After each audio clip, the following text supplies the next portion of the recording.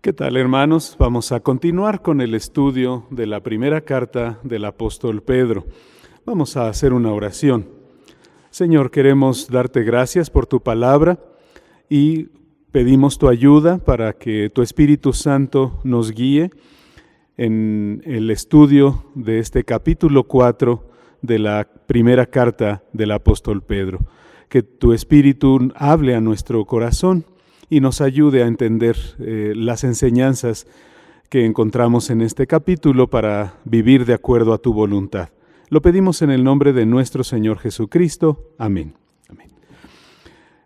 Continuando, hermanos, con el tema de esta carta dirigida a hermanos que estaban padeciendo persecución, una situación muy complicada y muy difícil a propósito por su fe en Cristo.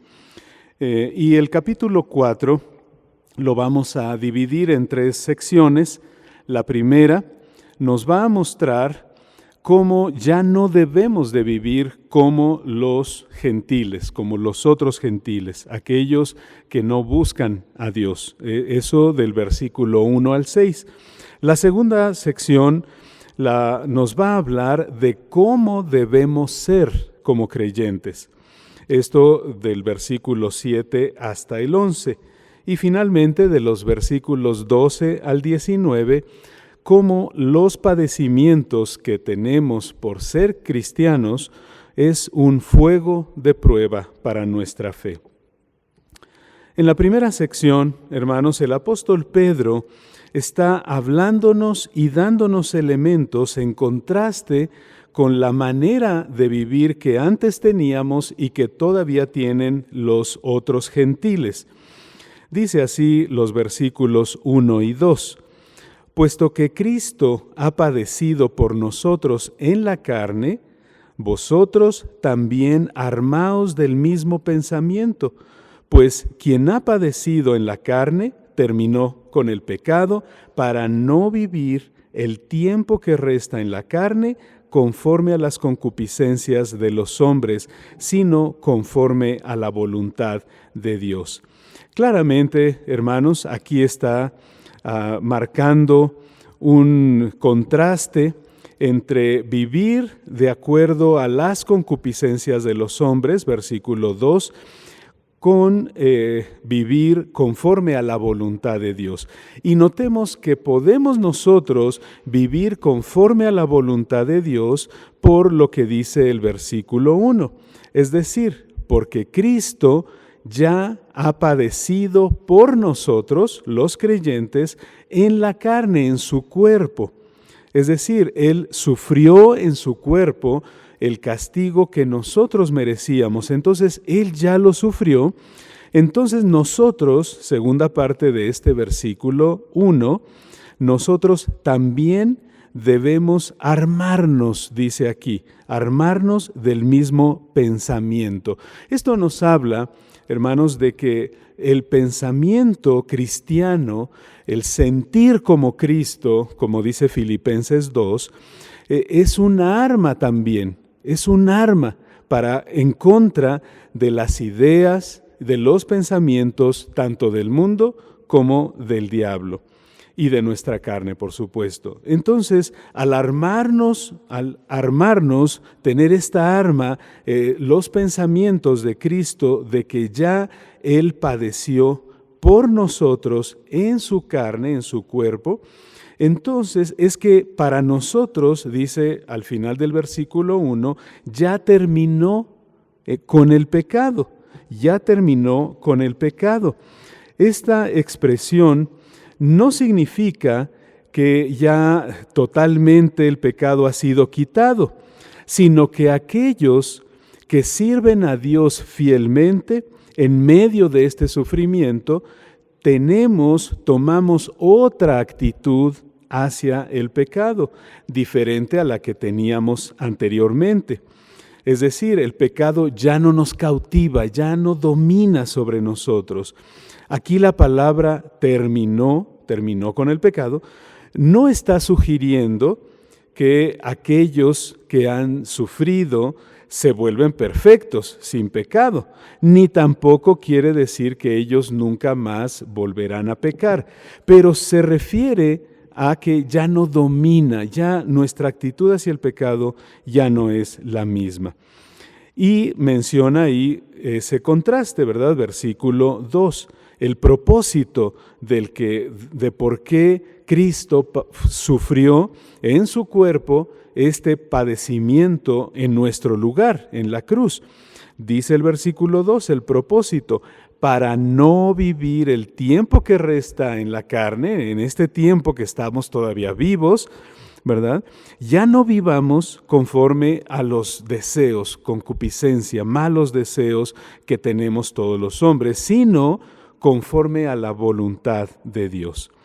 Versículo 3 viene un enfático basta ya, baste ya el tiempo pasado para haber hecho lo que agrada a los gentiles. Y viene una lista que nos ayuda a nosotros a identificar claramente lo que les agrada a los gentiles y que ya no debemos de continuar viviendo de esa manera. Menciona 6 cosas, Pedro. En primer lugar, dice andando en lascivias. La lascivia nos habla de un comportamiento insolente, sin importarnos nada, con un desenfreno en todos los sentidos. Luego menciona concupiscencias, que precisamente son estos malos deseos en contra de la voluntad de Dios. Número 3, embriagueces. Obviamente ahí está muy claro, ¿verdad? Exceso en bebidas alcohólicas. Y número 4, orgías, que se refiere a prolongados y abundantes festines que involucraban abundante inmoralidad y bebidas en exceso. Esas eran las orgías. Luego nos menciona la disipación, que precisamente son aquellas cosas que no perduran, que se disipan, que disipan nuestra vida, que no tienen un sentido trascendente para nuestra vida. Y finalmente, pues, las abominables, dice, idolatrías. Aquí nos está refiriendo a todo eso que era detestable incluso para las autoridades civiles. Por supuesto que todo tipo de idolatría es aborrecible para Dios, nos dice en varios pasajes la Escritura. En el versículo 4 nos habla que la manera en la que nos van a ver los gentiles por no participar de lo que a ellos les agrada, la lista que acabamos de ver. Dice así, versículo 4, a estos les parece cosa extraña que vosotros no corráis con ellos en el mismo desenfreno de disolución y os ultrajan. Pero ellos darán cuenta al que está preparado para juzgar a los vivos y a los muertos, porque por esto también ha sido predicado el Evangelio a los muertos, para que sean juzgados en carne según los hombres, pero vivan en espíritu según Dios. Entonces, aquí a los gentiles ellos no van a poder entender las vidas transformadas de los creyentes. Y también el desenfreno en disolución se refiere a cómo los creyentes viven para agradar a Dios, pero los incrédulos viven sin pensar en las consecuencias eternas de sus actos. Ellos, como antes lo hacíamos nosotros, sin importar si iba a haber consecuencias eternas, sin importar si a Dios le afectaba o no nuestra conducta.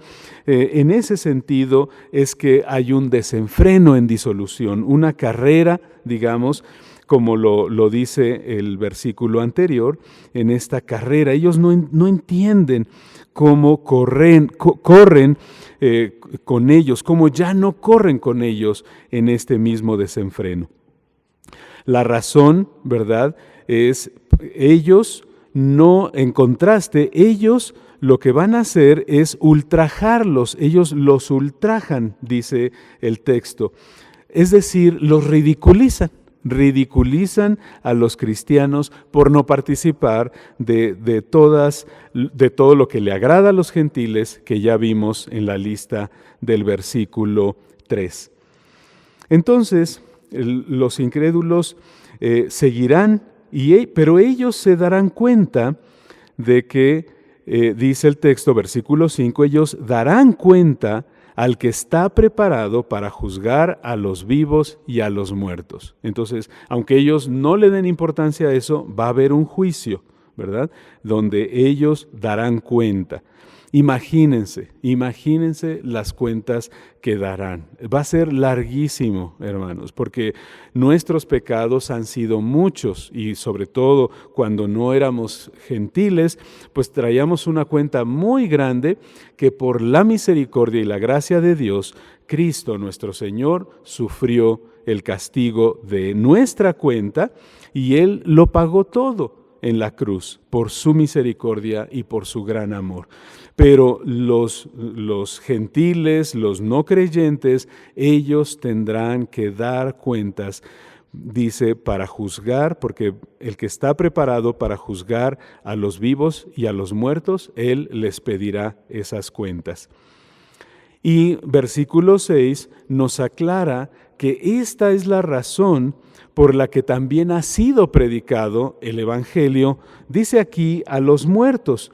Y algunos han propuesto varias referencias o a quién se refiere estos muertos. Algunos han dicho que son a los que vivieron antes de Cristo, otros han dicho que se relaciona con las personas rectas del Antiguo Testamento, y aún algunos más creen que se refiere a creyentes que ahora, en ese momento en que se escribió la carta, están muertos. Pero lo más probable, de acuerdo al contexto, es que se refiera a los que están muertos espiritualmente y que mediante la predicación del Evangelio a ellos, a los muertos, es para que sean juzgados en carne, ¿verdad?, según los hombres, pero que vivan en espíritu según Dios, ¿verdad? Ellos tienen esta oportunidad y de esa manera ellos pueden vivir en espíritu, espiritualmente, según Dios. Por eso nos inclinamos más a esta cuarta opción de esta palabra muertos. En la siguiente sección, versículos 7 al 11, vimos en la primera sección cómo ya no deben vivir como los gentiles, y vienen explicadas las razones, como las dijimos. En esta segunda sección es cómo deben ser ustedes. Fíjense, a mí me gusta mucho este verbo del versículo 7, porque le da sentido a nuestra manera de ser. No tanto de hacer y de comportarnos, sino de ser realmente. Fíjense cómo dice el versículo 7. Mas, como hablando de un contraste, ¿verdad? El fin de todas las cosas se acerca. Sed, de que sean ustedes, pues, sobrios, velad en oración, y ante todo, tener entre vosotros ferviente amor, porque el amor cubrirá multitud de pecados. Y continúa, ahorita llegamos a los siguientes puntos. Esta sección nos habla de siete áreas en las que debemos desarrollarnos. Esa es la idea, hermanos. Debemos dirigirnos. El carácter de Cristo se debe reflejar en nuestras vidas de estas 7 maneras. En primer lugar es sed sobrios. Sed sobrios nos habla de ver la vida seriamente, hermanos. No a manera de relajo, no a manera de broma. No, tenemos que ser serios, hermanos, porque estamos hablando de santidad. Estamos hablando de un comportamiento que, si bien los gentiles nos van a criticar y no entienden que nosotros lo hacemos por amor al Señor y un cambio interior nuestro, pero nosotros lo hacemos de una manera consciente, hermanos. No tanto para, pues ahora me divierto y ahora este es mi estilo de vida. No, tenemos que verlo de manera seria. Debemos de reprimir seriamente todas esas pasiones pecaminosas a la luz de la venida del Señor. Él vendrá y juzgará, hermanos. Entonces es algo serio. En segundo lugar, debemos de velad en oración, dice aquí, velad. Pedro nos insta a que seamos sobrios, ya lo dijimos, y disciplinados, de manera que podamos ofrecer oraciones al Señor, estar en comunión. Es tan serio esto, hermanos, de nuestra manera de vivir, reflejar el carácter de Cristo, que debemos pedir constantemente la ayuda del Señor en oración. Para eso, hermanos, nos ayuda la oración. Entonces, debemos de estar velando en oración, como si esa acción de orar fuera la que nos mantuviera alertas, hermanos. En tercer lugar, versículo 8, dice, y ante todo, tened entre vosotros ferviente amor, porque el amor cubrirá multitud de pecados. Es decir, hermanos, el compromiso que tenemos como cristianos es lograr el bien de los demás. Y para hacerlo lo tenemos que hacer de una manera intensa, hermanos, entregarnos al bienestar y al bien espiritual de los demás. Y de manera entregada, extendiéndonos al máximo, no reservarnos nada. Por eso utiliza la palabra ferviente amor, un amor hirviente, digamos, intenso. Habla de un amor en acción. La razón, porque el amor cubrirá multitud de pecados.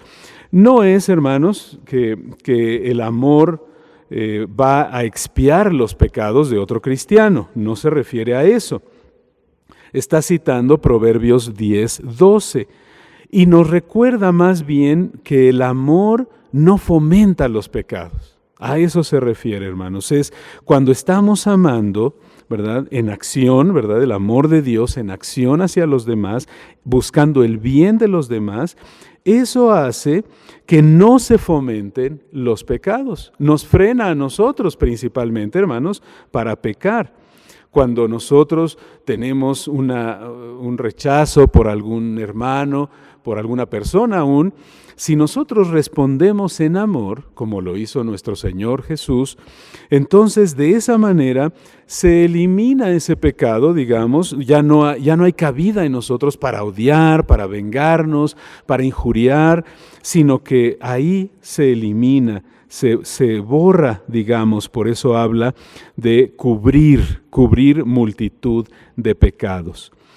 En cuarto lugar está el versículo 9.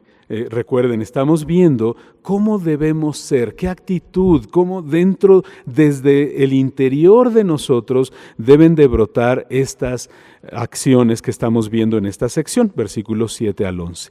Y en cuarto lugar, hospedaos los unos a los otros sin murmuraciones,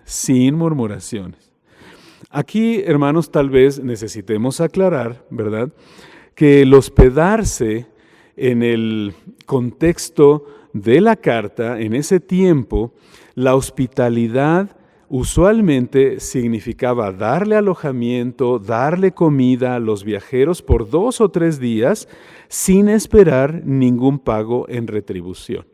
Además, hermanos, recuerden que era en una condición de persecución. Así que el recibir a un hermano para hospedarlo era arriesgar su propia vida, porque si estaban persiguiéndolo a él, entonces también nos iban a acusar a nosotros de hospedar a quienes eran para ellos, ¿verdad? Los cristianos los perseguían. Entonces, de esa manera. Pero además, noten que dice sin murmuraciones. Es decir, que seamos verdaderamente hospitalarios, aun que eso signifique un sacrificio personal. Por lo tanto, muchos de los que llevaban a cabo estos actos de gentileza con los extranjeros, algunas veces, ¿verdad?, se quejaban a espaldas de sus huéspedes, ¿verdad? Por eso lo señala el apóstol Pedro. De estos trabajos que significaba atender a los huéspedes. Entonces, en esta carta, Pedro exhorta a los cristianos, nos exhorta a servir a los demás con alegría, hermanos. Ese es el carácter de esta exhortación. Hospedaos los unos a los otros sin murmuraciones. A continuación, el quinto elemento, cada uno, dice el versículo 10, según el don que ha recibido, ministrelo a los otros como buenos administradores de la multiforme gracia de Dios. Y viene el pequeño desglose de estos dones espirituales. Aquí nos está entonces exhortando a olvidar un poco ese individualismo, a pensar que el crecimiento se debe dar a través de las relaciones con otros. Y es así como crecemos, hermano. No nos damos cuenta de nuestro crecimiento, de nuestra madurez, si no lo hacemos en conjunto con los hermanos. Por eso es la exhortación a ministrar, a servir, a dar a los demás, según el don que nosotros hemos recibido, y todos, hermanos, hemos recibido dones de parte de Dios.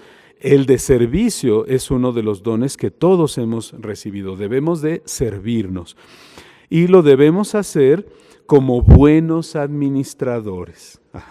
Un administrador bueno es aquel que administra bien, ¿verdad? Como un gerente que se nos va a pedir cuentas. Entonces debemos de hacerlo pensando en el mejor interés de aquel que nos dio ese don. Así que esa es la actitud correcta para ministrar y servir con los dones que Dios nos ha dado. Nos habla de una multiforme gracia de Dios. Y lo hemos visto, hermanos. La gracia de Dios toma formas con una diversidad enorme, hermanos, enorme. Versículo 11 dice el sexto elemento de cómo debemos vernos, cómo debe ser nuestro carácter, es: si alguno habla, hable conforme a las palabras de Dios. Entonces, nuestro hablar es cuando se refiere a que estamos enseñando la palabra, a eso se refiere, lo debemos hacer conforme al poder de Dios. Si alguno habla conforme a las palabras de Dios. Podemos enseñar muchas cosas, hermanos, buenos consejos, pero la palabra de Dios es nuestra base, debe ser nuestra base, y que lo que hablemos sea conforme a las palabras de Dios. Si lo hacemos de esa manera, estaremos seguros que la enseñanza, lo que digamos, lleva el peso que debe llevar la palabra de Dios. Va a impactar de tal manera que va a provocar dos reacciones posibles, ¿verdad? Una de dos reacciones. En la gente va a ser edificada, va a abrazar esa enseñanza y esa palabra, o van a rechazarla completamente. Así sucedió con nuestro Señor Jesucristo. Y el último elemento es: ministre conforme al poder que Dios da. Versículo 11, la segunda parte: ministre conforme al poder que Dios da, para que en todo sea Dios glorificado por Jesucristo. Es decir, hermanos, cuando ministramos, cuando todos esos dones, todo lo que somos, si se fijan otra vez, está refiriéndose a cómo debemos ser, no hacer cosas, sino ser. Debemos de ser buenos administradores y que sirvamos conforme al poder que Dios da, conforme a su gracia. Por eso vean, hermanos, cómo es algo integral, porque vamos a ser sobrios, vamos a velar en oración, vamos a hacerlo con un amor ferviente, recibiéndonos y sirviéndonos alegremente, hospedándonos, ¿verdad? Y también hablando y mostrando la multiforme gracia de Dios, pero conforme a su poder, hermanos. No tanto conforme a nuestras grandes características humanas y elocuencia o habilidades. Nada de eso, hermanos. No es basado en lo que nosotros hemos desarrollado, incluso profesionalmente, sino viene a hacer uso del poder que Dios nos da para hacer su voluntad aquí en la tierra, hermanos. Y eso, ¿verdad? En todo eso que hacemos, Jesucristo es glorificado. Porque recuerden, versículo 1, Él padeció por nosotros para que ya no vivamos conforme a los gentiles, sino conforme a la voluntad de Dios, a su carácter. Por lo tanto, Él es glorificado cuando vivimos de esa manera. Y termina el versículo 11 afirmando que a Él le pertenecen la gloria y el imperio por todos los siglos. Amén. La última sección del capítulo 4 nos habla del padecimiento como fuego de prueba para nosotros, hermanos. Ya en el capítulo 1 nos había mencionado precisamente eso. En el versículo 7, para que sometida a prueba vuestra fe, mucho más preciosa que el oro, el cual, aunque perecedero, se prueba con fuego, sea hallada, la fe, en alabanza, gloria y honra, cuando sea manifestado Jesucristo. De tal forma, hermanos, que sí, tenemos que pasar por pruebas difíciles. Es un fuego de prueba, porque de esa manera, ese fuego que por el que pasaban los metales, eliminaba la impureza, la escoria, todo iba saliendo y era quitado. Entonces tiene ese propósito. Y para nosotros los cristianos es probado nuestro verdadero carácter cristiano, que viene de Cristo, no de nosotros, hermanos, pero viene de Cristo. Pero se prueba que efectivamente hemos participado de todos esos elementos que vimos del versículo 7 al 11. De esa manera, hermanos, nuestro carácter, nuestro amor se mostrará de tal forma que pasaremos por esas pruebas quitándonos todas las impurezas. No debemos sorprendernos, dice aquí, versículo 12. Amados, no os sorprendáis del fuego de prueba que os ha sobrevenido, de la intensidad de esta prueba. No se sorprendan, como si alguna cosa ajena o extraña les estuviera pasando, sino al contrario, dice el versículo 13, deben de gozarse por cuanto sois participantes de los padecimientos de Cristo. Y uno dice, ¿pero por qué debemos de gozarnos para ser participantes de los padecimientos de Cristo? ¿Por qué? Bueno, el propósito ahí lo vemos si seguimos leyendo el versículo 13. Para que también en la revelación de su gloria nos gocemos, os gocéis con gran alegría.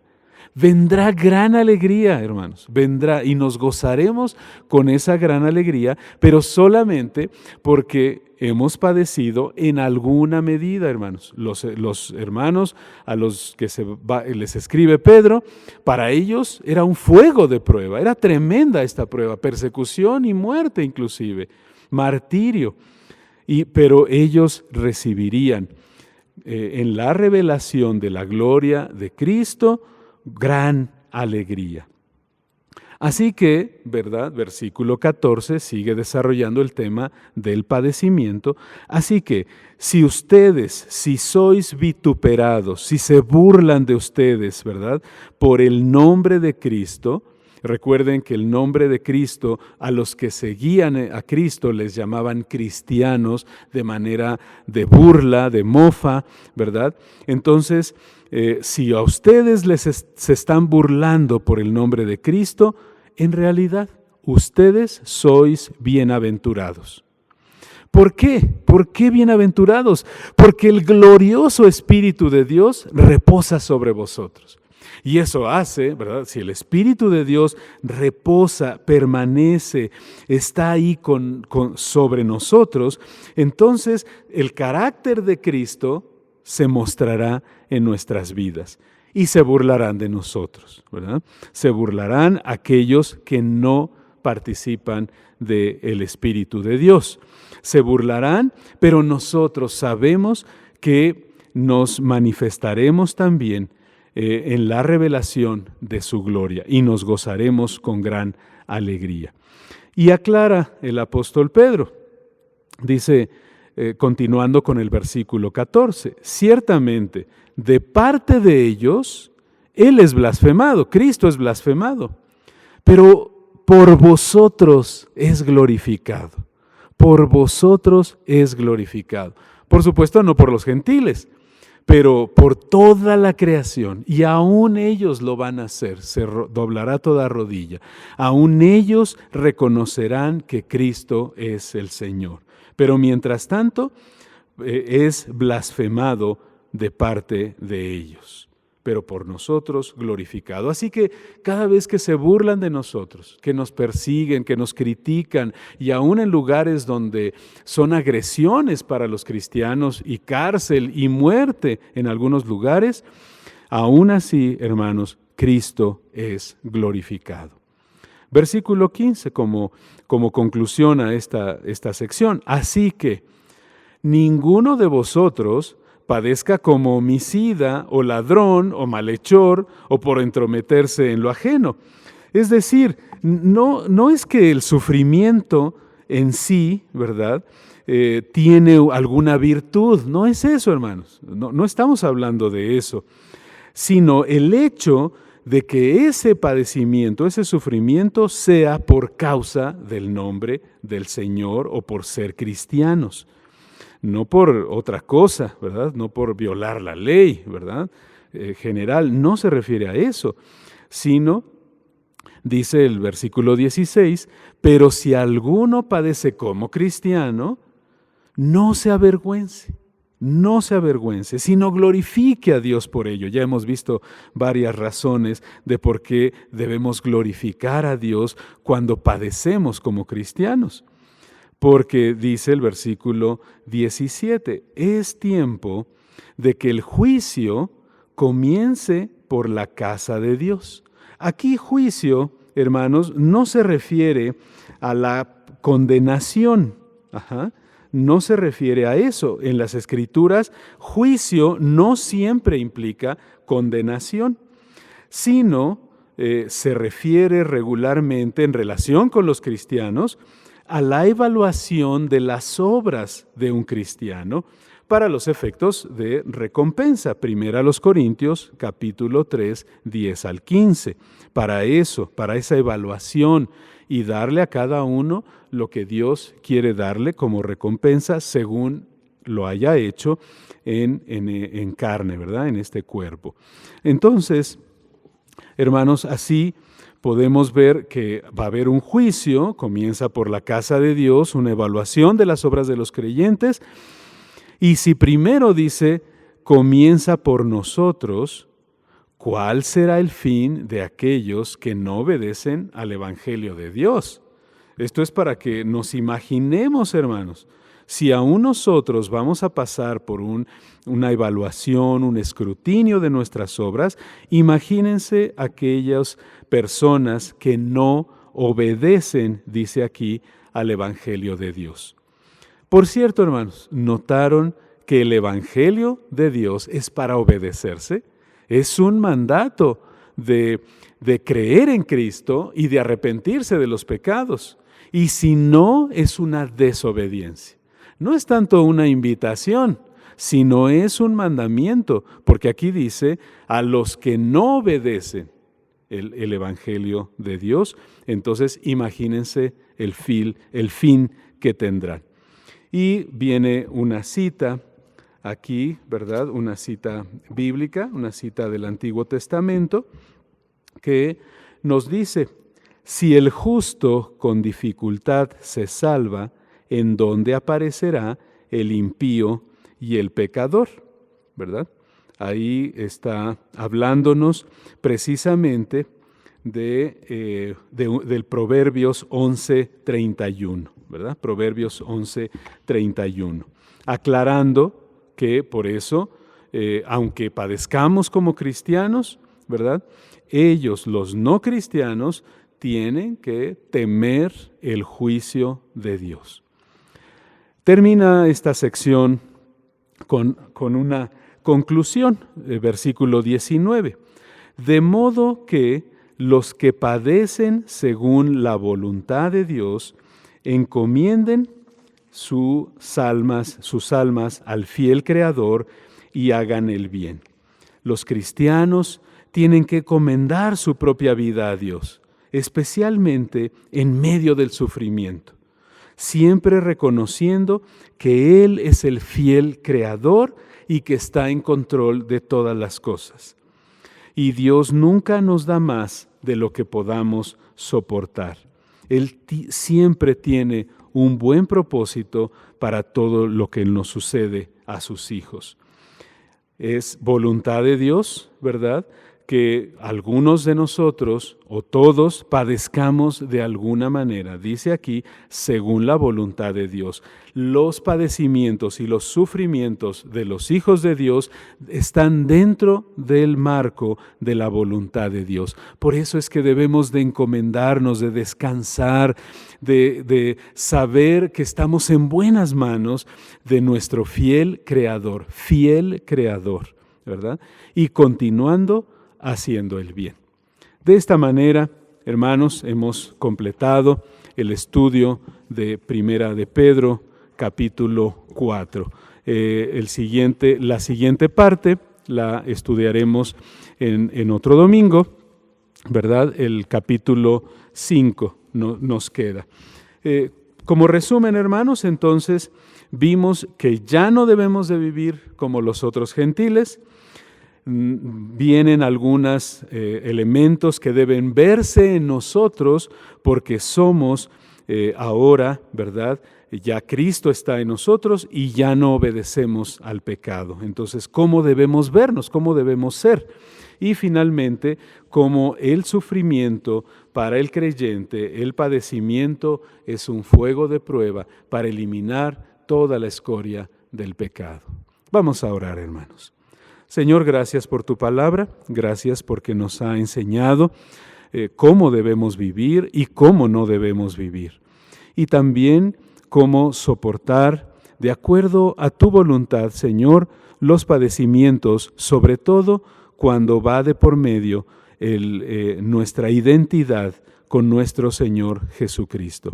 Ayúdanos, Padre Santo, a poder soportar con fidelidad, con el poder que tú nos das, todo aquello que venga por ser creyentes.